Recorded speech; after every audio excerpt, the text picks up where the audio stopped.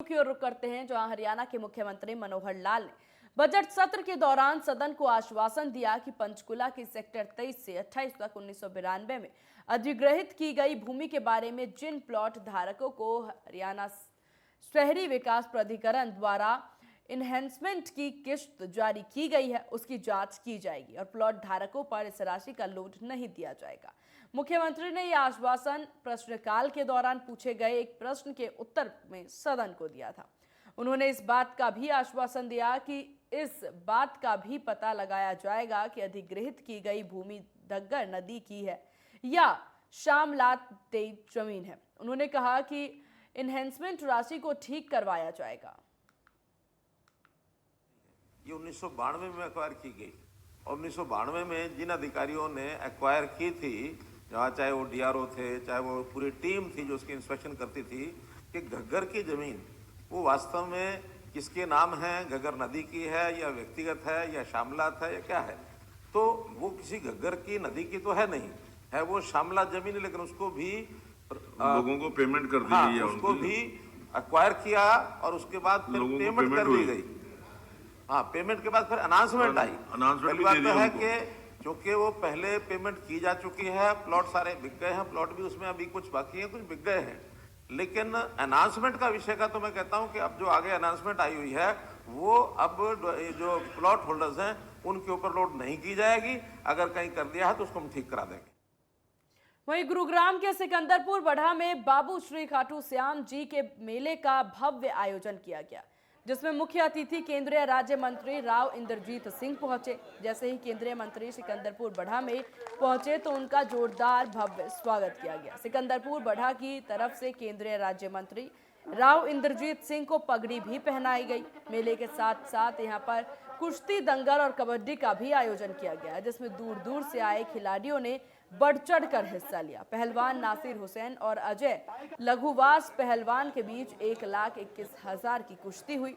हर साल सिकंदरपुर बढ़ा में इस भव्य मेले का आयोजन किया जाता है, जिसमें दूर दराज से हजारों लोग यहां पर आते हैं। यहां पर एक बड़े विशाल भंडारे का भी आयोजन किया गया था।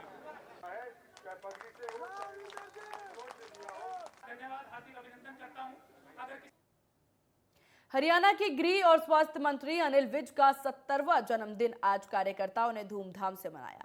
अंबाला के अनाज मंडी स्थित महादेव मंदिर में बीजेपी कार्यकर्ता और बीजेपी पदाधिकारियों ने उनके अच्छे स्वास्थ्य के लिए हवन किया। अंबाला में कई जगहों पर बीजेपी कार्यकर्ताओं ने भंडारे का भी आयोजन किया।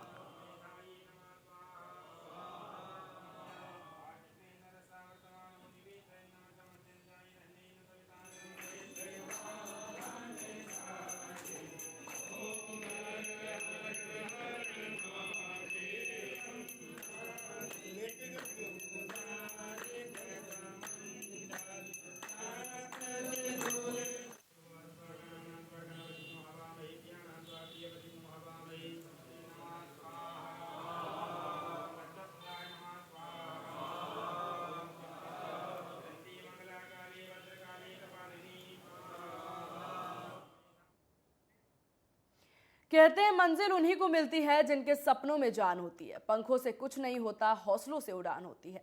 इस कहावत को 100% सच कर दिखाया अंबाला की बेटी ने, जो न सिर्फ खुद उड़ रही है बल्कि सैकड़ों लोगों के साथ उड़ान भर रही है। दरअसल हम बात कर रहे हैं अंबाला के रहने वाली चैची की, जिसने अपनी मेहनत के दम पर आज स्टाफ मेंबर्स को पायलट बनाने का मुकाम हासिल किया। चैची ने बताया कि 2013 में उसने एयर एशिया में स्टाफ मेंबर की नौकरी ज्वाइन की थी और 2017 में उसी पहली डोमेस्टिक फ्लाइट उड़ाने का उन्हें मौका मिला और पिछले 5 सालों से वो एयर एशिया को पायलट के तौर पर अपनी सेवाएं दे रही हैं। जैसी ने बताया कि जहाज उड़ाते समय मौसम सबसे बड़ा चैलेंज रहता है, टेक्निकल समस्याएं भी आती हैं।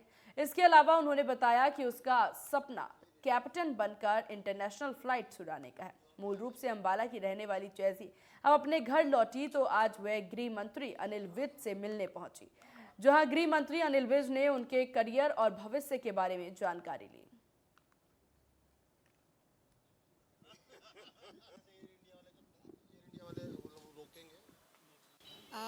जॉब में मैं 2013 से हूँ विद एयर एशिया। पहले I was working in the ground like जो फ्लाइट्स रहती हैं उसमें आपको प्लान करना पड़ता है. सो एक डिस्पैचर होता है that plans the whole route. तो पहले वो काम कर रही थी and then I got an opportunity with the airline itself.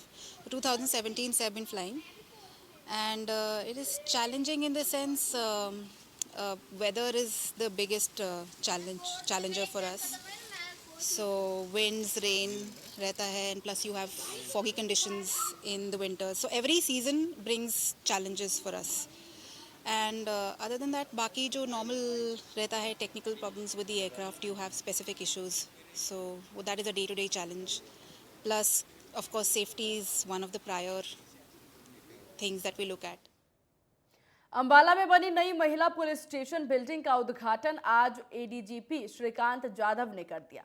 इस दौरान अंबाला के एसपी जशनदीप रंधावा और कई पुलिस अधिकारी मौजूद रहे। पुलिस अधिकारियों का कहना है कि महिला सुरक्षा और महिलाओं के खिलाफ अपराधों पर अंकुश लगाना हमारी प्राथमिकता रहेगी।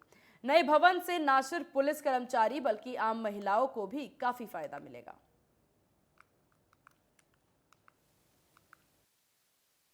जी, हमारा जो वुमेन पुलिस स्टेशन था आज तक पुलिस लाइन की प्रेमिसेस के अंदर चल रहा था। तो आज अंबाला वुमेन पुलिस स्टेशन को एक नई बिल्डिंग दी गई है और इसका उद्घाटन हमारे माननीय एडीजी अंबाला रेंज श्री श्रीकांत जाधव जी द्वारा किया गया है।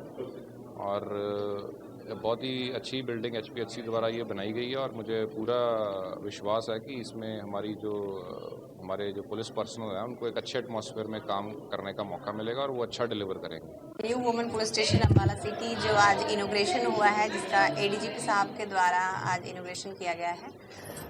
सारे ऑफिसर साहिबान पुलिस डिपार्टमेंट के आज यहाँ पे प्रेजेंट थे। इस पुलिस स्टेशन का आज इनोग्रेशन हुआ है। सर, हमारा यही प्रयास रहेगा सर कि जो भी क्राइम अगेंस्ट वुमेन, जो भी कंप्लेंट्स या किसी भी तरह का हमारे पास लेडीज से संबंधित अपराध आता है, उसको हम हर तरीके से हम हेल्प करने के लिए तैयार हैं। और आगे भी मैं उम्मीद करूंगी कि मेरा और मेरे स्टाफ की तरफ से कभी भी किसी भी प्रकार की क्राइम अगेंस्ट वुमेन में कोई कमी नहीं आएगी। गोहाना पुलिस ट्रैफिक नियमों का पालन न करने वालों के साथ सख्ती से पेश आ रही है। पुलिस ने नियमों को तोड़ने वालों के खिलाफ अभियान चलाया है और नियमों को तोड़ने वालों के चालान काटे जा रहे हैं। इस दौरान शहर में 18 साल से कम उम्र के बच्चों के खिलाफ अभियान चलाकर उनको समझाने के साथ साथ उनके चालान भी किए जा रहे हैं। वहीं पुलिस अधिकारियों का कहना है कि लगातार वाहन दुर्घटना के बढ़ते मामलों और शहर में लगने वाले जाम के चलते पुलिस के कई स्थानों पर नाके लगा करके ट्रैफिक नियमों का पालन नहीं करने वालों पर सख्ती बरती जा रही है।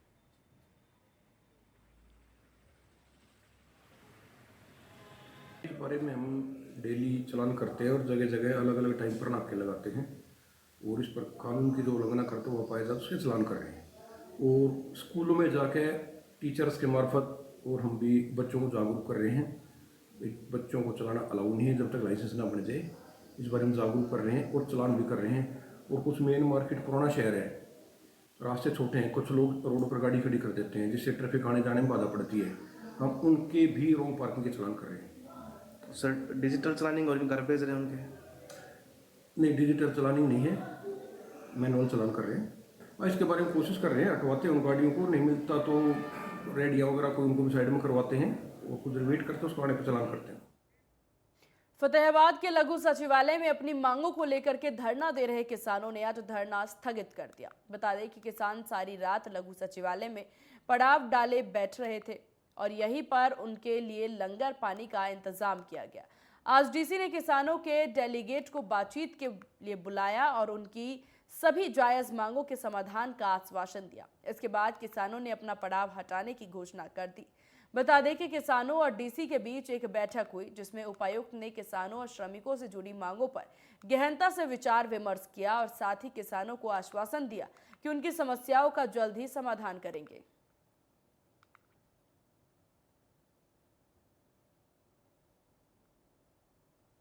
फरीदाबाद ओल्ड रेलवे स्टेशन पर सीमेंट से भरी मालगाड़ी का एक डिब्बा अनियंत्रित होकर रेलवे स्टेशन की दीवार को तोड़ते हुए पार्किंग में घुस गया, जिसकी वजह से पार्किंग में खड़ी कई गाड़ियां क्षतिग्रस्त हो गई। बता दें कि सीमेंट से भरी मालगाड़ी फरीदाबाद रेलवे स्टेशन पर पहुंची थी, जिसके बाद मालगाड़ी को पटरी पर पीछे की तरफ किया जा रहा था। तभी अनियंत्रित होकर मालगाड़ी का डिब्बा दीवार तोड़ते हुए स्टेशन के परिसर में घुस गया, जिसके बाद शोर सुनकर स्टेशन अधिकारी मौके पर पहुंचे और राहत कार्य को शुरू किया गया। बता दें कि हादसे में कोई जानहानि नहीं हुई है। ब्रेक फेल नहीं थी, जो पॉइंटमेंट पीछे था वो अपने काम में थोड़ा उनको बताने में उनको वो रहा कि भाई पीछे मार्जिन कितना है, क्योंकि मार्जिन ये लास्ट तक प्लेस होती है। उन्होंने मार्जिन बताया 4 गाड़ी का, मार्जिन गाड़ी था 2 गाड़ी का, तो उससे वो फर्क पड़ा। पंजाब के जालंधर शहर के हल्का नकोदर के मलिया खुर्द गांव में कबड्डी टूर्नामेंट में हुए युवक ने मशहूर कबड्डी खिलाड़ी संदीप नंगल अंबिया को गोली मार दी। बता दें कि गांव में कबड्डी टूर्नामेंट चल रहा था, तभी वहां कुछ युवक आए और खिलाड़ी संदीप नंगल पर गोलियां चलाने लगे। मौके पर पहुंचे जालंधर ग्रामीण पुलिस के एसएसपी सतिंदर सिंह ने बताया कि कार में आए 4 युवकों ने संदीप के ऊपर गोलियां बरसानी शुरू की, जिसकी वजह से संदीप की मौके पर ही मौत हो गई। बता दें उनके साथी को भी गोली लगी, जिनकी हालत अब स्थिर है। वहीं एसएसपी का ये भी कहना है कि हत्यारों को जल्द ही गिरफ्तार कर लिया जाएगा।